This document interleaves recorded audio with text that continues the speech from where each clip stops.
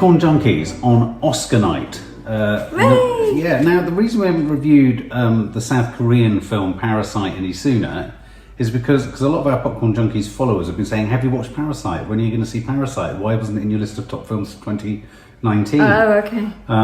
It's only just come out, can you believe it or not, in the UK. So Parasite is a film described as a black comedy thriller by Bong Joon-ho. Well, he's made two of the highest grossing films of all time in South Korea. Snowpiercer and The Host. But I came to this knowing absolutely nothing about him. No, I wasn't more than knowing that I've liked some great South Korean or Korean films in the past. Old Boy, Train to Busan. I mean, they're just a few, but there have been countless other. It's a very rich filmic history of South Korea. And so I was coming to this thinking, okay, is this film in any way going to live up to the hype? Yeah. Everyone's been going nuts about it. It won the Palme d'Or at Cannes. It's won everything going. It's won Best Pictures at the BAFTAs, at the Golden Globes, you name it, everywhere. Going into it, what were your feelings then? What were your expectations specifically? I kept thinking this is not going to be as good as the hype. Yes. And one of my reasons for that, and I would quite like for a second just for us both to talk about the trailer. Right. Which, having seen it, I think the trailer was a masterstroke, an absolute masterstroke in keeping stuff back. Right. And the trailer took us to halfway through the film and no more. It stopped dead. I mean, of course we didn't know that, but I think now, looking back, and as I came out of the cinema yesterday, I thought that was a masterstroke. Right. I mean, I kept thinking the hype, it's hype, but at the same time, you know that all these people aren't stupid. Yeah, exactly. And you sort of I kept thinking, well, what can it do that is so brilliant that it's better than, and then all the films that you and I have seen that we think is brilliant. I've read a lot of reviews and a lot of sort of synopses of the film. I've sort of done I think they've all universally failed at being able to describe fundamentally what the film was about. Yeah. And I don't think in describing what the film was about, you even create a spoiler. So I'm absolutely at a loss as to why most critics and synopses of this film fail to describe what this film was about. It's about two families on either side of a class divide, one wealthy, one extraordinarily unwealthy, and it's the way in which the unwealthy family manages to, in a sort of parasitical way, inveigle themselves into the lives of the richer family and live off of them and potentially live vicariously through them. I thought this was quite a compelling and interesting thing. Yeah, I was drawn in and I was liking, because I thought at first I wasn't going to be convinced. Quite quickly I got onto the idea that, right, I see what's happening here. We're slowly going to get each member of the family attached to the rich family. And I really enjoyed the cleverness of us getting there. Of it. Yes, what do you think of all that? No, I thoroughly enjoyed that. I thought that was what it was going to be. Only, except that I knew by the running time that they'd infiltrated themselves into the family, and all of them had in the end. They'd taken over each job. But how did you find that process? Did you enjoy that? I loved for me, it. I thought it was done very leisurely. Very leisurely. It was done perfectly. You know, the boy. I mean, one of the brilliant things about this film was that whatever one thought of the family who replaced the richer family, there was nothing evil about them. They were just sort of. They were more doing what came up. They were doing survivors. And the boy who gets the first job, who's the son. He's the sort of idealist, I thought. He's the idealist, he's the dreamer, he's nice, except that you sort of get hints that he might not be as nice because of the girl that he's teaching. Then it's the sister. The sister, who's amazing, she becomes the art teacher. And then the father. By the time we get to the father, then you sort of, because they have to sack the chauffeur that they've already got, and so things are getting a bit more serious then. Yeah, well, they're starting to use more underhand procedures to get into the job. And it involves people who are losing something. I mean, at this point, I was enjoying it as a comedy of manners. I thought, oh, this is interesting, this is kind of cool.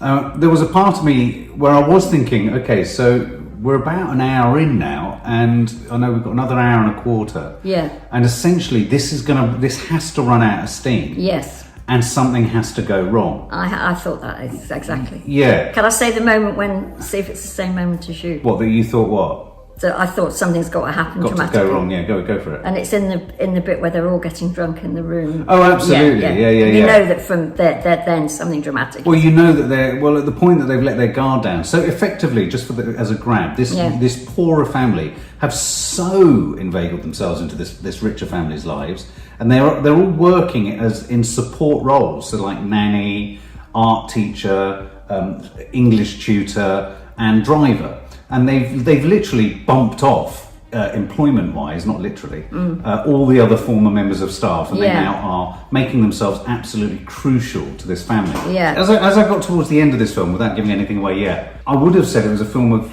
2 parts, 3 parts, but in fact it's a film of 4 parts.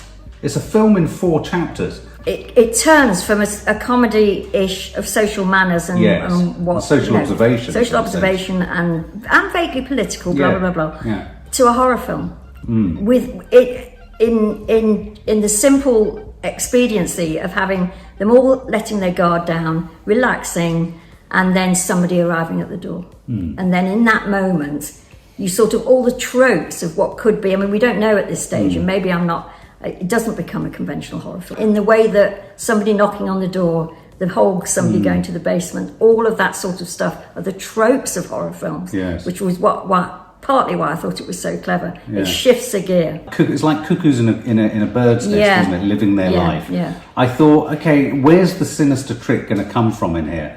It was pretty sinister when the sister started to blow the peach fur. Yes. The fur of a peach, which the original nanny was allergic to. So they were doing this in order to create this idea that she was suffering from TB. So that the door... So I thought we very cleverly parked all the kernels or origins of really quite sinister ways of getting rid of people. Yeah. I felt at this point it turned into a thriller where the old nanny essentially comes to the door, knocks on the door when they're all there having a party. Yeah. And wants to get something from the house or something. Yeah. We realise what that is. And when she comes in, we're in a sort of... It is edge of your seat, isn't it? It's edge of your seat. You're like, oh, shitting hell. For a start, she doesn't look anything like the woman that left. She looks, like a drunken psycho. Absolutely. She looked like a Korean Kathy Bates. Yeah. And let's not forget, this house that they're all in, the rich family's in, has been designed by an architect. And the original housekeeper was the original architect's housekeeper. So she would have known about the basement before the other family did. So that's how she kind of did what she did. Yeah. And she's been keeping her husband locked beneath the house. Yes. In a subterranean vault. Yes. Yes. Which sounds fantastical, and you'd think, oh, well, I'm not going to buy that. But you do buy it. You do. Yeah. And so we've got this woman arrive. It's all very thrillery. I'm thinking, oh, shitting hell, it's all getting a bit stressful, tense. Their deceit's going to be found out. The reveal's going to happen. The family's going to come back early. Oh my God, it's all absolutely hideous. Yeah. And then we're taken into what I did think turned into sort of a gruesome, strangely horrific portrait of this man who's been living like a troglodyte. Yeah, troglodyte, good. Underground. Good description. Bashing his head against the light, doing Morse code. He's lived there for how long did she say? 3 years? A long time. A long time. And he's only survived because she was working there, his wife, bringing food down to him. She says at some point, it's very funny, and nothing we've said so far can convey the humour. It's very often, like she said, he only needs something once a week, sort of thing. There's all this sort of thing that... It's incredibly dark humour. Very dark humour. The house in itself has got a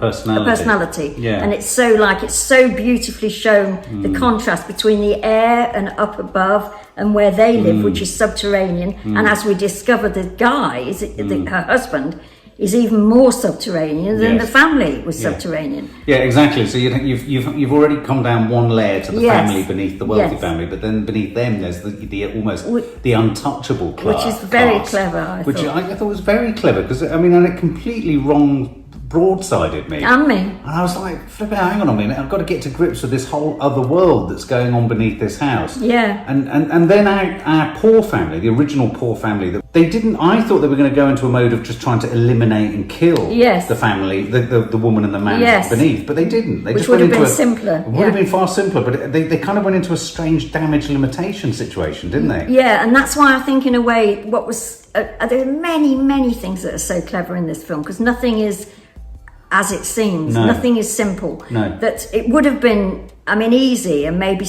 maybe less believable, but it would have been easy to somehow have the people that in the basement killed, because basically they'd discovered their secret. Yeah. But no, they all get consciences all of a sudden. There's a lot of violence. Yeah, There's a lot of there is. struggling, a lot of fighting, a lot of kicking, a lot of hitting of heads against walls. Yeah, well, it became because I was going through all the genres that it was in my mind, and I'd gone comedic, thriller, comedy, horror, thriller, and then horror. this was slasher. It moved into slasher film. Yeah, I mean, it did. No, it sort did. of. It did. It was bizarre. What did you feel about the family? How did you feel about the individual characters in the family? Did you identify? I mean, with the main family. I thought they were so good. I mean, I almost thought, it's not that I thought the main guy was the weakest, but I thought the mother was amazing. She was kind of like, she just didn't give a fuck. She didn't, but at the same time, you could see that in the sort of key scene where the maid that's come back is appealing to her, the two women, and she's saying, I've been here a long time and you must feel this. You could see that it wasn't just a case of thinking, oh, just go away, get out of it. She was thinking, she felt something. What for did you her. think of the husband, the man, the I driver? found him a much more difficult. I felt really sorry for his character, because there was a lot of talk in this film from the upper class family about how he smelt. Well, I thought that was a masterstroke as well. And I thought, as a detail, it reminded me of my nan. I mean, when do you ever get that in a film? No.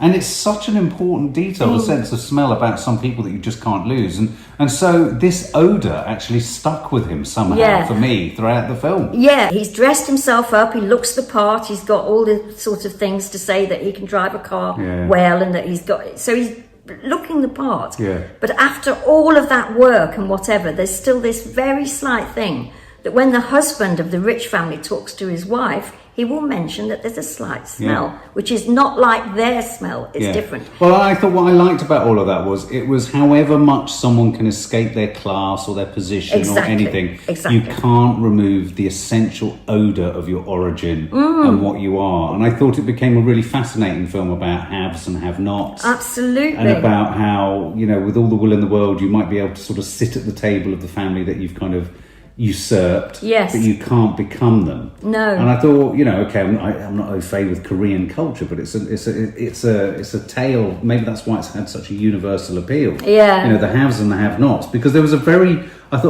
meaningful and drawn out scene where the main poor family that has become parasites on the rich family, they return to where they live, and it's all flooded. Yeah. And, you know, they escape the house, don't they? And it's all flooded and terrible things. You know. I thought that was astonishing. I It was don't know how they incredible did that. scene. Was it a single take? Because they seem to be It wasn't going a down single into take, hell. No, but it was a set. I mean, I don't know whether it was a set or what, but I mean, it was just lots of water. And so where they lived in this sort of shanty town, or whatever it was, effectively flooded them out, didn't it? Yeah, it did. So we have a situation that's getting more and more subterranean. I thought it was a really clever film that it worked on so many different layers. You had the layer of the family, you then had the layer of our parasitic family, and then you had what I will call this strange twosome living in the very basement of the house. Yeah, you did. And so you had these three strata, almost like if you were to cut through stone and look at the thring sort of evolutionary periods of time. Yeah, we don't know that the parasites are referring to the poor family. They could be referring to the rich family, a parasitical thing on society generally. I think it was riffing on the idea of what is a parasite. Well, that's what I mean. Especially that scene where he's flicking the fly away. That's exactly what I mean. They were riffing on that idea. So having gone through these various stages of sort of comedy of manners and social class and sort of, you know, social mobility, class mobility, to thriller type, will they, won't they be exposed as having inveigled their way into this house, this life, this family, to discovery of a strange subterranean troglodyte-like husband who's married to the original housemaid. Yeah. We then go into the family come back prematurely from their break because the weather's awful, a bit like this storm. Yeah. And suddenly everyone almost has to clear the house. So the troglodyte and the original housekeeper are locked downstairs. Yeah. At that point I thought she was dead. Yeah, I think we all did. And the family returned back to their homestead, which has been Yeah. flushed out by the most enormous flood in the history of Korea. So basically, so now a party is being developed with our main identifying family, knowing that there are two, potentially one certainly dead in the fucking basement. Exactly. So, and I don't know what genre of film that is, but it's another one. I Well, felt it at that sort of point. reminding me of stuff like, I don't know, Edgar Allan Poe and the Telltale Heart. Yes. stuff going on beneath the floorboards. The panic room and things like that. Yeah, especially with moments where, like, the rich mum would tell the story of her son having fearing ghosts, and what he was actually seeing was a fucking person coming from the basement and eating. Yes. Do you remember that? I know very well. Yeah. The party happens. The party does happen. And what happens? I mean, this kind of makes the party scene in Get Out. In actual fact, that whole scene reminded me slightly of Get Out. Because mainly because of the menace. Yeah. It was so menacing because you could not. I could not think what was going to happen. No. I couldn't believe what was. I couldn't think what. And was ostensibly, that's the point at which, for me, it turned into a slasher film. Yeah. You know, I mean, there'd been a bit of kind of dull, thudding violence, which was pretty gruesome. Earlier, but then at this point, Troglodyte Man charges out from the basement. And proceeds to. I can't remember now how he gets out of the basement. Does somebody go down into the basement? Yeah, no, I think the son of the middle family does. The son has a crisis of confidence. He puts something around the son's neck, pulls him back, and then he ends up being killed. I mean, I love the fact that they had little kind of motifs like that bit of rock that the boy's friend at the beginning gave him that was supposed to give him wealth. Yeah, and I thought that probably meant more to Korean maybe mind than ours. But even then, that spoke to the scene where they come down the steps and the thing in terms of strata. It was a strata thing, wasn't it, in that sense? And I thought that was, I mean, it kept giving me more and more. Well, I also thought it also felt for me like it was riffing on the whole Hitchcockian MacGuffin thing. Yes. It's like, you know, they make a situated object. What's the significance of it? He ends up being killed by the thing that, you know, reputedly is going to bring wealth. Oh, I'd forgotten the Hitchcock thing, but it was very Hitchcockian. Because it was, certainly in that respect. Yeah, and it reminded me a lot at times of Hitchcock's film Rear Window, because it was playing with what vantage points and what you could and couldn't see through windows and through rooms. A bit like this house, open plan. What can you see? Wonderful scene where the rich family have come back and their kids camping in the garden. And the father's trying to crawl across the floor. It was quite a well choreographed. I mean, it's quite a logistically difficult film to make, because some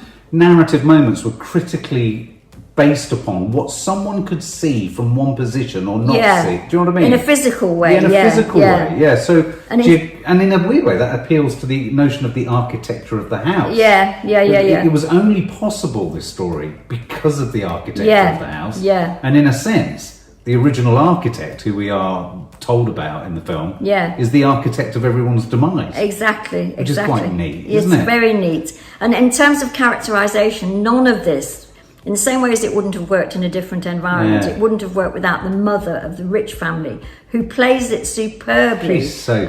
I mean, she's not a fool. Good. She's not a fool, but she's maybe naive, but she takes people on trust. But she is fantastic. She sort of keeps the whole thing. She keeps us believing in the whole thing. Yeah, and I believed how sort of out of touch. You know, they cut to a couple of scenes of her with just a head on the table, and you just bought into that. I don't know. There were just some very. It was very crisp. It didn't feel too long. I thought it was very witty. I believed all the characters, and that's including the sort of language barrier and the fact that you're watching it through subtitles. I thought it was brilliantly shot, but not so overly shot, but stylized in a way to get in the way of anything. You were kind of rooting for everyone. From the halfway point to the end, I was also thinking with every passing second, oh gosh, it is as good as they're all saying. It is as good. I'm absolutely gripped, and it's giving me about 55 different genres of films, all of them good. There was a point about 95 minutes into the film where, I don't know if this is a sign of getting older, I had a couple of tears rolling down my face. And I interrogated myself, and I was crying because I was in awe at how this filmmaker was managing to pull off so many different things all at the same time. I was moved by how skillful a film this was. And I thought I was astonished. It wasn't like a greedy feast of him over-delivering too much. It was subtly, cleverly, sensitively, wittily, gorily, if there's such a word, horrifically dealt with brilliantly. made you think about class and position, it made you think about aspiration, it made you think about living the lives that you can't live and all that sort of stuff as well. Yeah. And at the same time, it delivered some brilliant, I thought, top drawer genre filmmaking. Yeah. But lots of different genres all in one film. Yeah. I thought like you, I was kind of flabbergasted by how it was absolutely everything you were hearing everyone say it was. Yes, And I was yeah. like, thank God that's such a relief. It wasn't a disappointment. One of the famous reviewers, sorry to interject, but who I have great respect for, said he's seen it 4 times since it came out. Right. And each time he sees something different Wow. in it. And I think the little things that he gave us, like this smell that we've described, but it's impossible to sort of say how well that's in. And just another one, just as an example, that when they go back to the house which has been flooded, they're up to their waists in water and walking around, and the father sees his certificate and takes it. And I mean, it's heartbreaking. Well, he sees a certificate, he sees the gold medal or the medal that his wife has won for shot putting or something ridiculous. And it's sort of like suddenly this family... Yeah, and I thought it was very poignant on that because her medal and his certificate showed the status they wanted. Yes. And felt they deserved, even right down to the forgery of Oxford University degrees and all that. You know, they were... You could go far, one of them I think what it also proved was that the family that it was about, the middle family, the parasitical family, were an incredibly able, skillful, adept. They could have lived the life that family was living which in I think house. was And I think that was the point, and I think Yeah. that was quite charming and sort of really quite sad. Yeah. And especially that sort of fake ending. Do you remember the fake ending? Yeah, the ending I thought just... I thought it was very nifty.